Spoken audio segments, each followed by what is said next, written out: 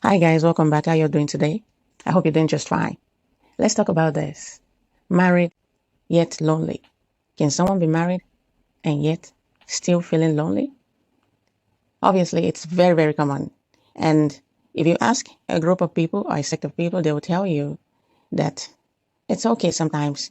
Things can be perfect all the time.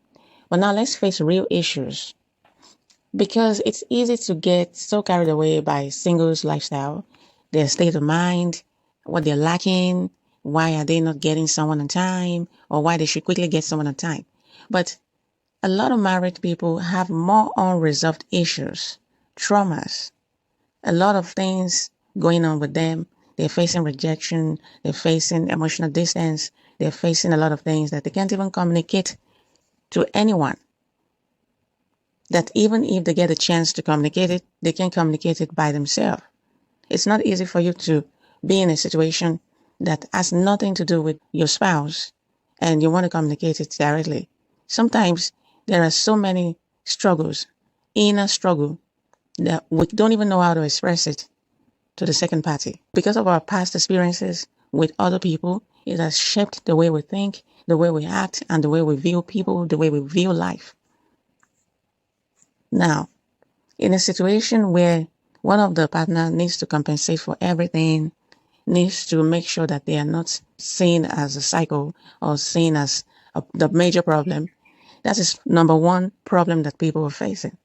The inability to communicate your feelings, lack of communication, and the way you think others will perceive it or your spouse is going to perceive the situation.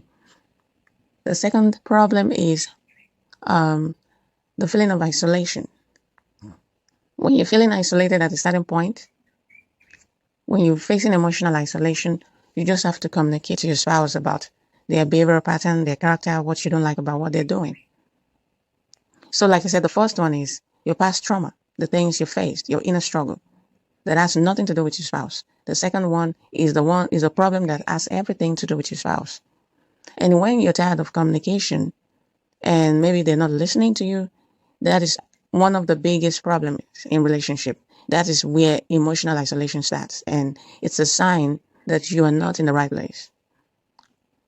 So you need to make effort, but when effort is not showing, then you're not really in the right space, in the right place, in the right situation. It's not always advisable for you to just crash everything that you've started in a very long time, but you need to be aware of what is actually going on with you so you don't keep hurting yourself emotionally. The third problem is there are some people that are naturally introverted. Like, you really need to understand the nature of your spouse and work around it. You don't need to overcompensate them for anything. You just need to understand their nature. And you can't really impress a situation on anyone if they're not willing to talk about it. There are some situations in your relationship or marriage where one of the spouse is saying less of everything, talking less about everything. Because sometimes this whole thing comes with growth and maturity. The older some people get, the less they want. The less they want to eat, the less they want to see, the less they want to talk about, the less they want to wear, the less they want to concern themselves with. So there are some situations that you might want to ignore, some things that it's not worth worrying yourself about or stirring up an argument about in order to preserve your long-term relationship that you've invested so much in. It depends on how much you value that relationship. Another thing is understanding each other. That's what we actually call understanding each other. Then there are some situations where there's some people that are trying to grow themselves financially, grow themselves career-wise, make it work, trying to be a good example or a model of achievement for their kids, for their children, trying to bring the bacon, feed the family. We don't need to put strain on ourselves. We don't need to get ourselves frustrated. Whenever we find ourselves with each other, whenever we are together, we need to make each day count. And we need to try as much as possible to see how we avoid too much distance. And yes, communication, number one. Number two, understanding. And number three, figuring out if you actually want to continue in that relationship, because there are times you don't really need to put yourself at the center of all these negative emotions. And number four, having some level of maturity. You don't really have to make it all about every little thing. You don't have to stir up an argument. And whatever makes your spouse to nag you all the time, try and avoid it. Yes, you need to avoid such situations instead of complaining about the reaction. And you need to make sure that you are ready to put the relationship, make it the number one thing, even if you're doing other things with your life. So these are the things that solves a lot of problems.